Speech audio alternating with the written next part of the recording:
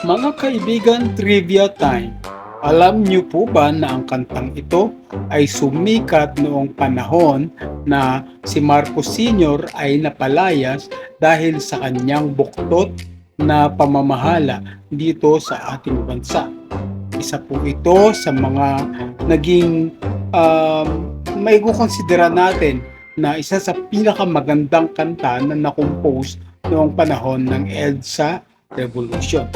Pero bago ko sabihin sa inyo kung sino nag-compose nito, ang irony behind is ang nag-compose nito ay ngayon humihimod na sa puwet ng anak ng kanilang pinalayas ng mga panahong yon na si Marcos Sr. nga.